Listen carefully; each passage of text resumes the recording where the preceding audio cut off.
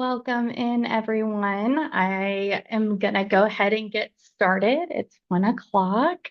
Want to welcome you in to our webinar for this month, for the month of September. I'm excited that everybody's here. We have Eric here with us, the president of Alamo Financial. Been a couple of webinars that we haven't been able to see him, so I'm glad that he's joining us today. Welcome, Eric. Thank you. Thank you. All right, I'm going to go ahead and share my screen and get started. All right.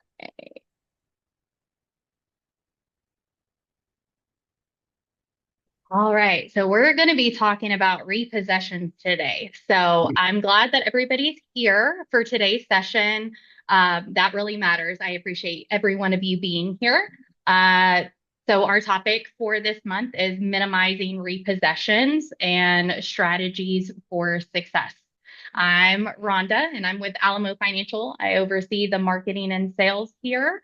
So I'm going to be hosting your webinar, and Eric is going to be co-hosting. We're going to take a deeper dive in how you can prevent repossessions and also protect your bottom line. So without overwhelming your team, and some strategies that will help with repossessions. So let's get jumped in. All right, so a little bit about what we're doing today. Repos can cost more than dealers realize sometimes. It's not just financially, but it's operationally and emotionally. Today, we're going to walk through the actionable strategies that you can implement right now for your repossessions and your collections efforts. And whether you're managing your collections in-house or looking for a better solution, I hope that this webinar provides a little bit more detail for you when it comes to repossessions. We'll also cover what other successful dealers are doing and ways to stay ahead of the repossession. And then I will offer some questions at the end. If anybody has any, there is a question box down at the bottom. Go ahead and submit your questions throughout this, and I'll make sure that I set some time at the end to go over those. All right, so let's get started. Delinquencies are climbing fast. An interesting fact, subprime borrowers are now delinquent at rates not seen since the early 1990s at around 6.31%. And overall auto delinquencies are exceeding the Great Recession levels. And surprising enough, the record was shattered again in June of 2025 with the rates reaching 6.56%. So at the beginning of the year, they were 6.31. Now they've hit 6.56%. Just to put it in a little bit of perspective, in 2024, repos hit their highest point that they have in 15 years with about 1.73 million vehicles seized in 2024. That's great. That is crazy. That was a eye-opening fact when I'm doing this, of seeing all of the data that goes into just repossessions and collections themselves. Yeah. And then when looking at the average loss per repossession, I think that Eric and I were both surprised at the average loss per repossession being at $8,000 to $12,000. With the higher price of cars and the economy going the way that it is, repo costs, towing, storage, reprocessing, all of that goes up.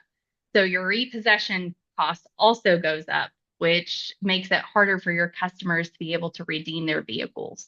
Yeah, that's a great point because I've a lot of times I've noticed that dealers may not realize and finance companies may not realize the true cost of repossessions, because a lot of times dealers will be in the mindset of, well, I'll just put it right back on the lot and sell it and I'm good and everything's fine.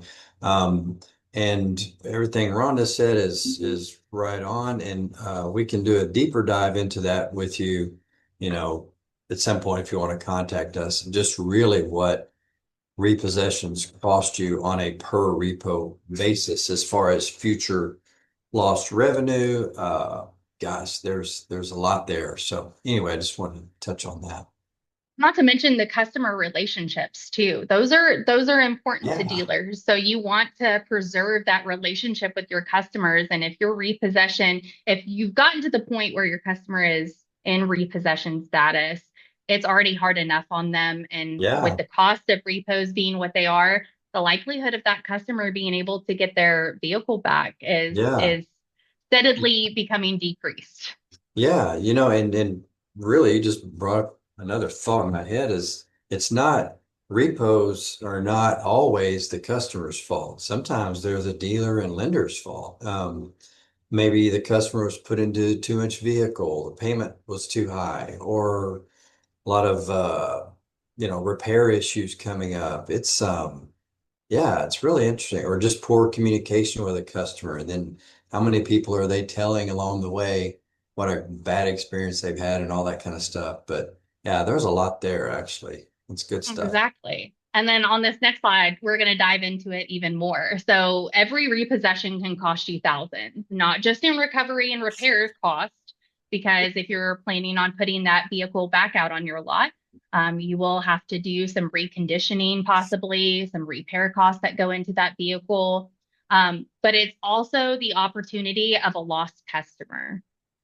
Repos hit your portfolio performance hard. And that's why it's critical to shift from repossessions as a last resort to prevention um, efforts when your portfolio is just starting. If you'd like help estimating your specific cost for repo, we can run calculations for you. Just send us a request, or if you have any idea what that might look for like for your dealership, go ahead and put a question in the box. I'll know to contact you at the end of the webinar to kind of give you that cost per your depreciation.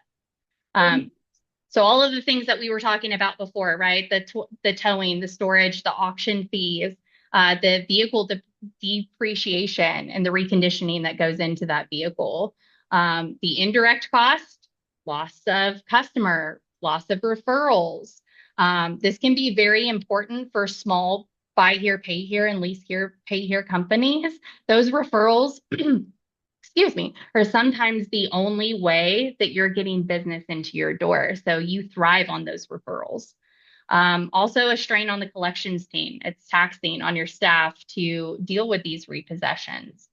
And then also the compliance risks that go into that. So, are you factoring in the total cost of your collections, not just maybe the monetary stuff, but everything that goes into your collections? Yeah. All right, so here's how we can be proactive. We always want to think ahead, right? Have a plan in place.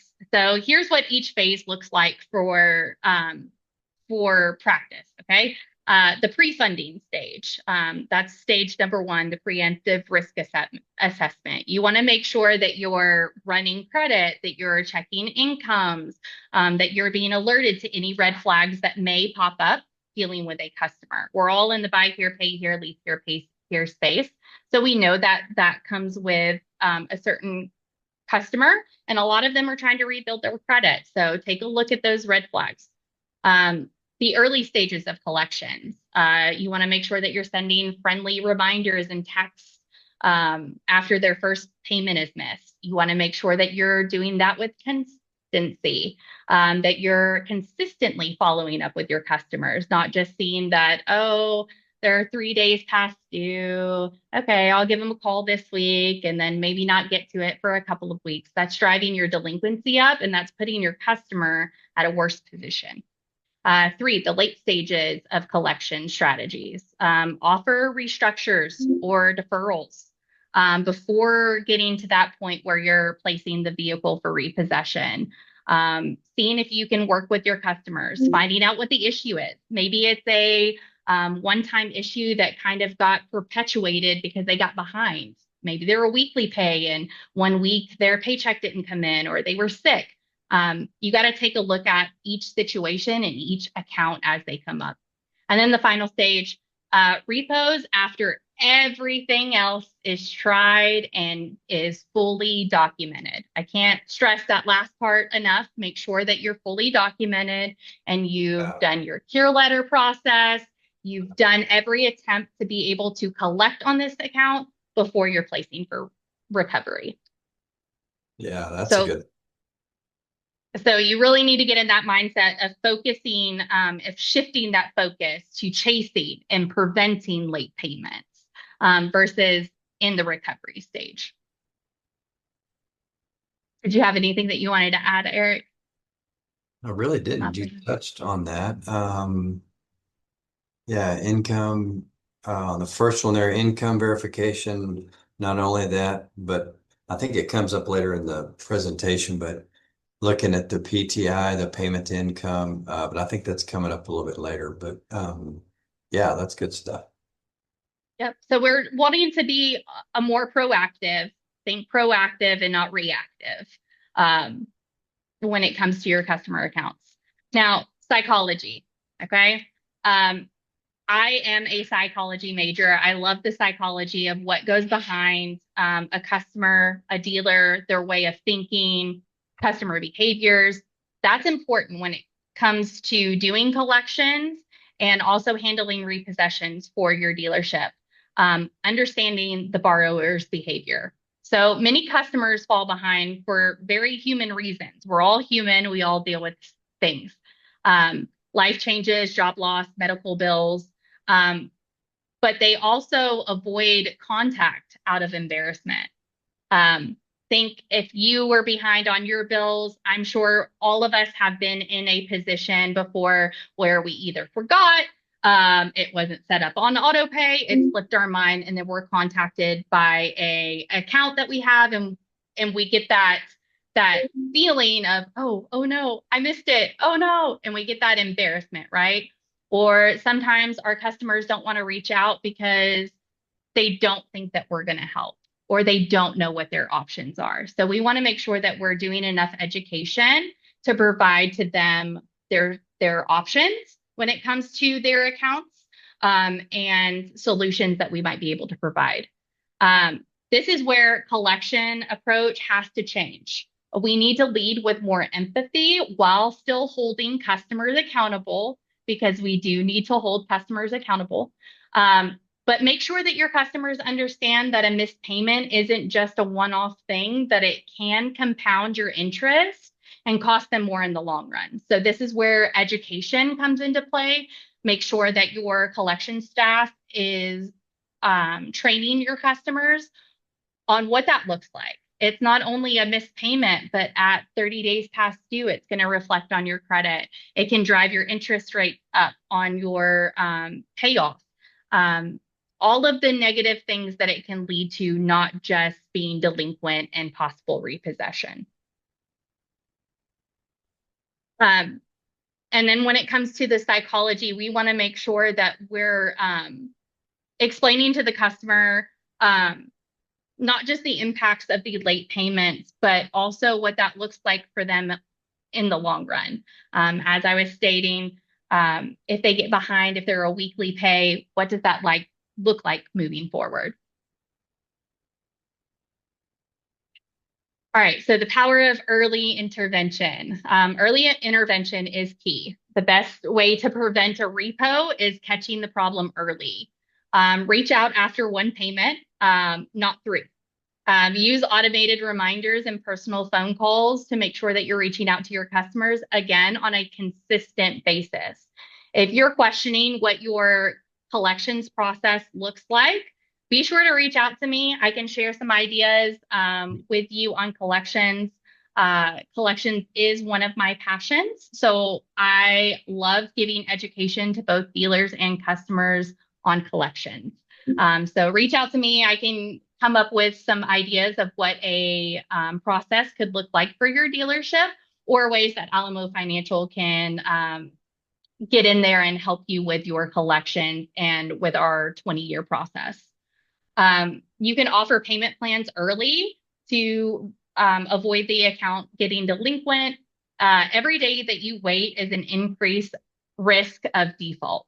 When you remind your borrowers early, you're not just helping them chase the late payment, you're helping them rectify the situation now. And you're helping them save money in the long run with their interest cost. Paying even one installment early can cut down on the interest and get them back on track. So you're wanting to make sure that you're disclosing all of the options that are available to them before getting to the repossession, because not only is it going to cost you as a dealer, it's going to cost your customer as well. All right, Um, so go ahead. sorry about that. Can you back that slide up? Right, Of there were course. two things there on the grace period with structured follow-ups. Most contracts that we see do not actually have a grace period, and I know that sometimes customers feel like there's a grace period. So we just recommend make sure you kind of walk the customers through that. We can definitely work with you, Mr. Miss Customer, on this payment, whatever the situation is, but make it clear to them there is no grace period on the contract. Most contracts, if you're one day late, or your insurance is expired, there are several trigger factors in contracts that make them in default. So that's something to take note of maybe. And then the last one there, the personalized outreach versus mass communication. We're hearing some dealers and finance companies now trying some AI models on making calls to their 1 to 5 day late or whatever, those types of things, the early um, late customers. And I would just remind you, if a lot of the issues are still being worked on that. And so it's great if you're using an AI product for that. Just make sure to go back and follow up on your AI and see what it's doing and see what's actually going on each call. And we see that sometimes that dealers and finance companies will just figure it's all automatic and they won't go back and look, and review the notes and see what happened on those calls. So just wanted to touch on that. Of course, that's a good point. I was thinking about that as you were saying. So like the grace period for like Alamo Financial, that would be almost the equivalent to us setting payment arrangements or something for a customer. And then once they break that payment arrangement, we would be then doing follow up after that. So if you dealers have a process that involves payment arrangements, maybe that grace period would be more suited to a follow-up after your payment arrangement, if it's broken, if it wasn't kept, that type of thing. And then, yes, the AI and the communication. So we are seeing those dealers that are reaching out on a more wide scale state. And I think that it's going to be interesting to see the data that comes behind that of if it's a better collection ratio or a reach to customers or what that data looks like. I think that it Yeah. hasn't been tested enough yet for us to get accurate, but I'm interested in a follow-up with that one. And when I say something, you get new thoughts, and when you say something, I get it. So Exactly. That's the I just had benefit. another one. So most software systems allow you to set certain tags or reports or whatever. So that's definitely a good one, is to maybe have two different delinquency reports if you're doing some in-house calls, if you're doing the calls uh, on the 1 to 5 day late, and then AI is doing some of them. I'd recommend measuring both, and that would be one good way to get started looking at just to see what the benefit is, or maybe not the benefit. For So sure. For sure. um, I would love to see the data either way behind that. So if any of my dealers on here are yeah, listening and you're utilizing the AI, fill me in, send me an email and let me know how it's working for you because I would love to hear anything collections related. I am always interested in hearing what's new and upcoming. So speaking of that data, technology is your best friend. Okay. Use it to identify risky accounts before they go sideways. A lot of dealers are utilizing software for a kind of pre-check before you sell the vehicle, but you want to make sure that you're also utilizing that data throughout the origination of the loan and the whole term of the loan. You want to make sure that you're constantly reevaluating your customers. Where are they standing? What's their percentage look like? What's their on-time payments look like? And evaluating those accounts because it's going to tell you how to do your collection and which way you should proceed with each account. Track changes in payment behavior. Use a simple scorecard if you don't have a system and act fast when you spot a pattern. Again, if you need a scorecard, if you need any kind of data as far as that or how to run that data with your specific DMS software or in general, reach out to me. I have no problem helping you in that aspect as well. You want to make sure that you have a CRM or a DMS that is providing you some real-time, accurate data on your accounts. And then again, we were talking about AI, so AI-driven software to predict those defaults before they happen. Would love to hear how that's working for you if you're utilizing any of that as well.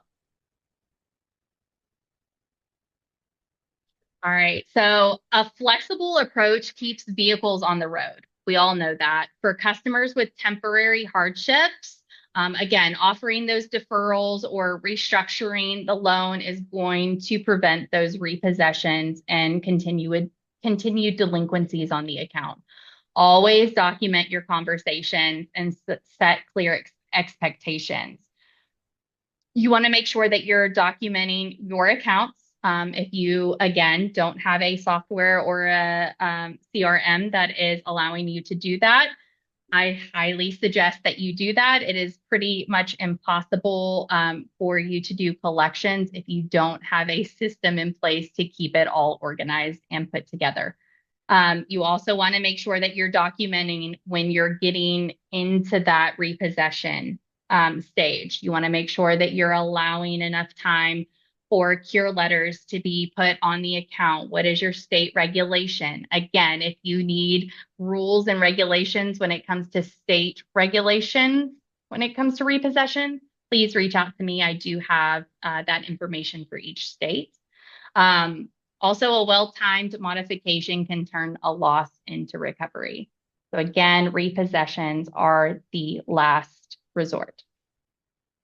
You also want to make sure that your team is all on one page, that you are consistently doing collections the same way across the board, that you are allowing your customers any kind of opportunities to get their account current before setting for repossession. Yeah, Rhonda, I was going to add something on the training, Yep. the last section of that. One of the great benefits of communicating with Alamo, I guess, is our almost 25-year history. We know who is really good at coaching, who's good at training. There are a ton of options out there. And if you have questions on maybe who the best resources are for you, feel free to reach out to us. And then also, we do some training as well on collections and specific collectors and that kind of stuff. So happy to help. So let's be honest, not every dealer has the time or the staff to handle collections well. You can handle collections, but are you doing it well? That's where outsourcing comes in. At Alamo Financial, we provide professional collectors who treat your customers with care. They stay compliant and help you reduce repos without increasing your workload. A case study with Alamo Financial, we found that dealers reduced repossession by 38% with outsourced collections.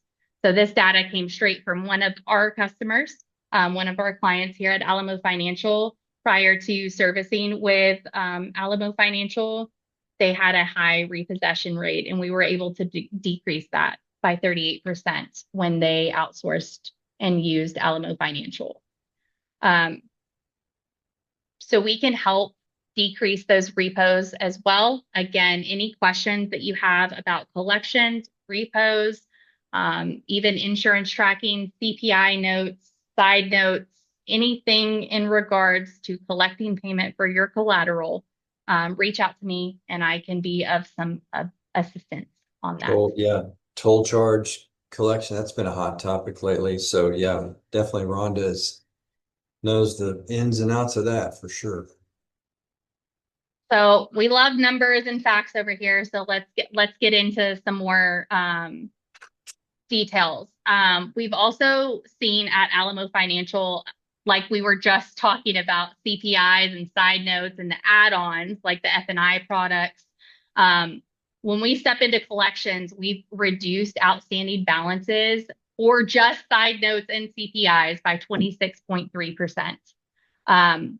So talk to us about whether that aligns with your dealership.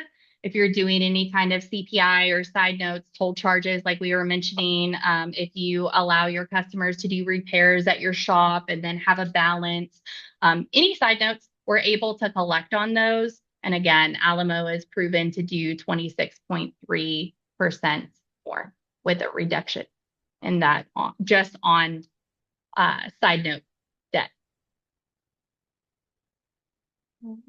And then, so today's borrowers are expecting digital tools.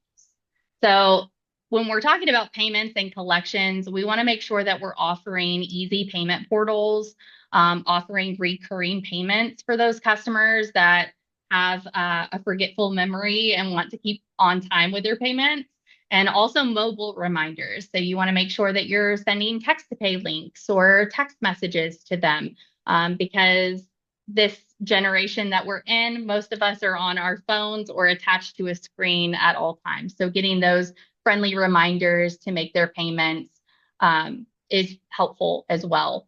And then automation does save your time or your team hours of work by the end of the week. So if you are using those AI-driven type of reminders, again, send me information, but also make sure that you have those scheduled to free up some of your staff time. So collections are heavily regulated. So you want to make sure that your staff is FDCPA certified, CFPB, and then your state Powerful. repo laws. And all of them matter. Okay. So you want to make sure that you're following the legal and the compliance for your dealership, because one mistake can cost you more than the loan is worth. And that's another reason professional servicing or outsourcing can give you peace of mind when it comes to the compliance issue as well, because we want to make sure that you stay out of trouble and that your customers are happy and that your loans are taken care of. And it can give you peace of mind as well. So you want to make sure that you're clearly documenting, you know, your state laws, your collectors are FDCPA certified, and you're also following laws as far as repos. Any kind of voluntary repos, you want to make sure that you have your documentation when it comes to that as well. Gosh, that is such a good one, the proper documentation. I'm constantly blown away at our staff here on everybody with the notes in the system. It's crazy. The dealers will ask me about something on an account or whatever, and I don't have any idea because all the accounts we have, but I'll go in there and look and it tells me everything just right there, Mhm. up to the minute. It's like, And that's wow. the great thing too, right? Because if they do call in for questions or they do have questions on something that happened a couple of months ago, we're able to go back into those notes and review and walk the customer through Yeah. payment by payment, what you came do, when you came due, what payment you made, get out a calculator. Our staff will walk the customer through that to make sure that they're explained to and they understand, that they truly understand, because this is their loan, this is their credit, they're trying to better themselves, and we're trying to educate them and help them get to a better place. Yeah. So to sum all this up, repossession is not just a collection strategy. We need to be proactive instead of reactive. Technology and automation will help us do our job. Does not take away from the fact of a personable connection with your customers. You always want to make sure that your customers are taken care of, that there is somebody on the other line that is live and human and can talk to them and explain those things that are going on their accounts. And then also outsourcing collections can provide legal protection and consistency. So what I hope you'll remember from today's webinar is that repos are preventable, 100% preventable. You need the right system, the right conversations, and the right support in place to be able to make that 100% preventable. Focus on a proactive collection strategy, use technology, and don't be afraid to ask for help. It can make all of the difference on your portfolio and how your dealership performs and your accounts perform. You know, yeah, Go. I was just gonna say, a lot of times dealers don't realize too uh, how much streamlined collections increases cash flow. I mean, that blows my mind. If you improve your collections by just a few percentage points, it really changes the scope of your cash flow. So that's something to look at as well.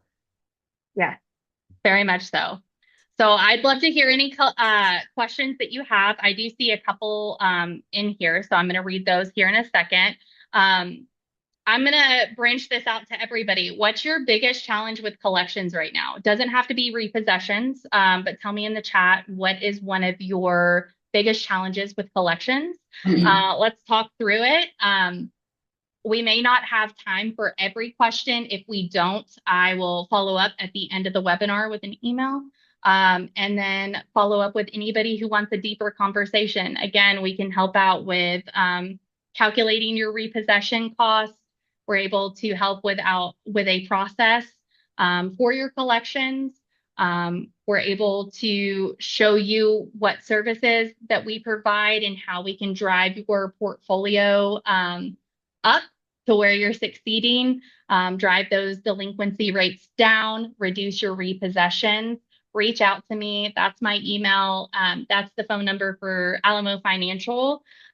Reach out to me. I would love to speak with you and gain some further knowledge. I'm going to Um, take a look at Rhonda, yes. real quick question. Are we able to, do we send this webinar to Yes. people listening? So yeah, you can request it by email if you'd like a recording of this. Is that right? I didn't want to say Yes. it.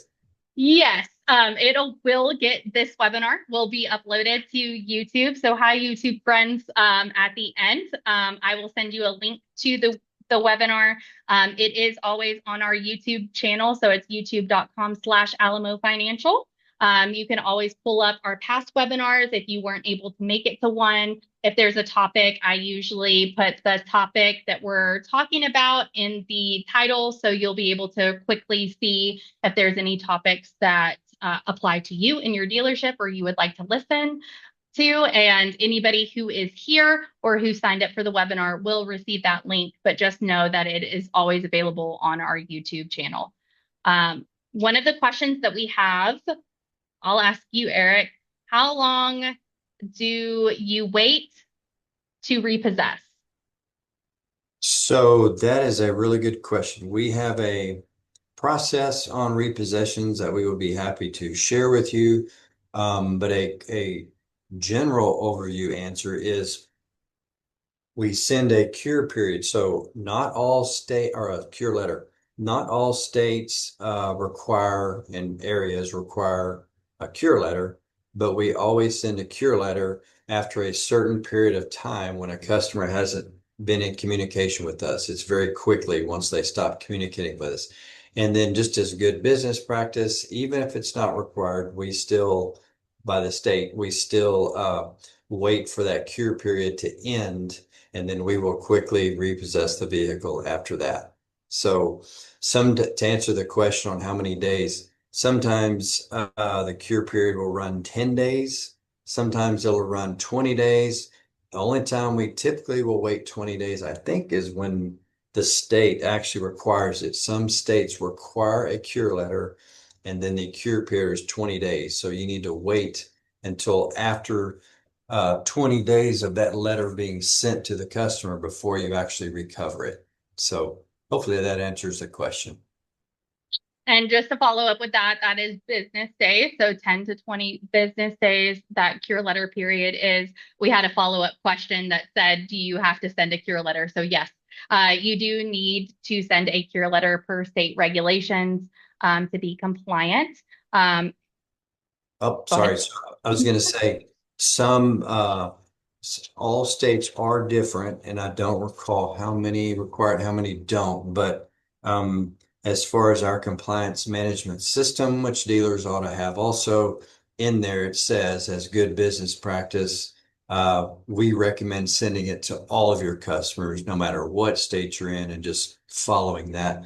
That was a recommendation by Hudson Cook, which is who helped us with our compliance management system. And if you need specific like state guidelines on that, send me an email and I'll get into our system and be able to give that information, whether you do need a cure letter or what the days look Yeah. like for that. Geez, I just thought of another one. So we do have a lot of lease here, pay here dealers. So just a note in that, it's called a lease cancellation letter, and it's not called a cure letter. So if you're trying to research and get that, and you're doing leases, you need to look at lease cancellation letters. So Yes. Yes. Another question. Can you repossess for a side note or CPI payment missed? you want me to answer that, or you? I can if you would So, like to. It doesn't matter. yeah. So um, You, if you have a separate contract signed with the customer that specifically states that, you might be able to do that. But I highly recommend, do not recommending, or highly recommend not repossession for missing a deferred down payment. That question comes up a lot. Well, that's maybe in that situation. But toll charges, what are some of those others you mentioned? The CPI, that kind of stuff. Well, yeah, Side note that's balance, like auto yeah, repair type of things. yeah, Again, like Eric stated, if you have a contract and it is stated in there, then yes. But best practice is to not do that to your customer, to try to collect on that balance. yeah. And so if they're past due on the regular retail installment contract or the lease contract, then obviously you can. But if it's what I'm referring to is when they're current on that and Yes. they're past due on their toll charges or their not CPI, but their side note repairs and that kind of stuff. So um, yeah, CPI in that question, I know it was framed side note and CPI. CPI is kind of a different type of situation. I'll reach out to you further on that one. Alamo has a proven process when it comes to CPI insurance and how we collect that. So I'll reach out to you specifically on that one. We had another question as far as who do we use for repossession?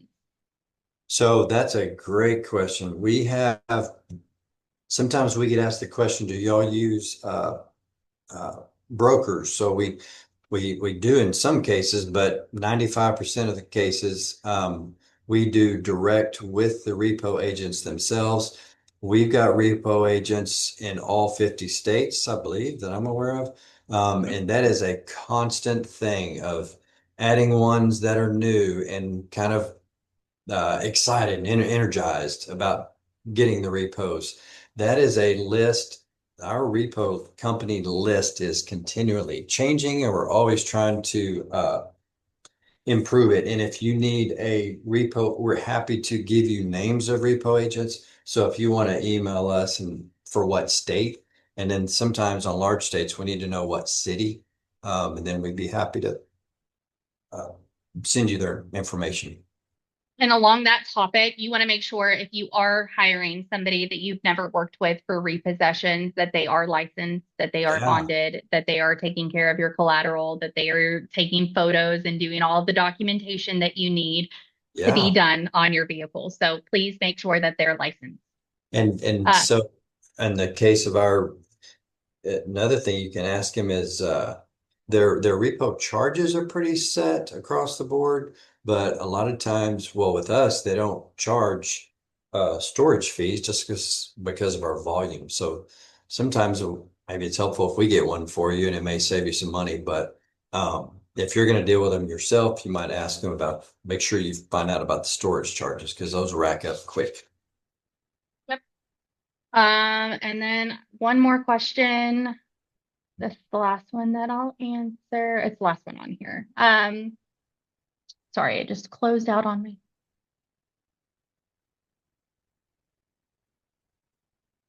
When you are doing repossessions, how long do you let the customers redeem their vehicles for? So, gosh, these are great questions. So, They are. I'm very I proud of you know. guys. Thank you. Yeah.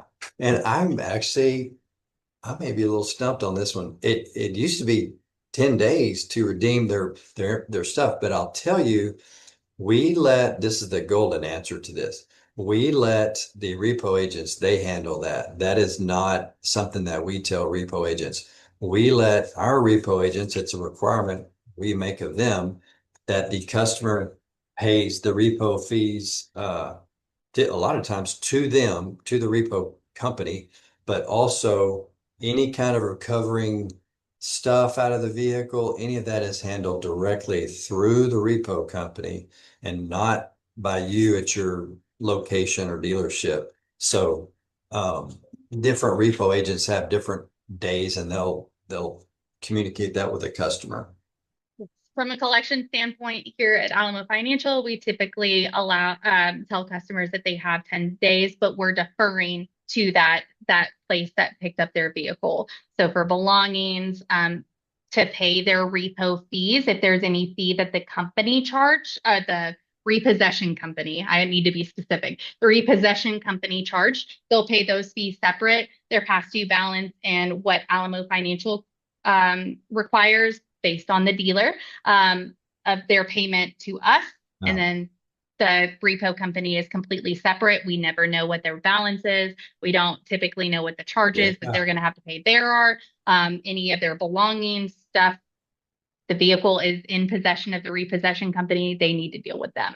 Payment, us, Yeah. repo them. So Very that's the short answer.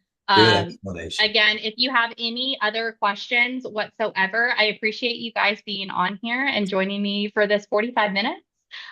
This again will be up on YouTube later, so you can refer back, share it with your staff if you're needing a little education sesh on repos. Next month, we look forward to seeing you again, and I hope everybody has a great month.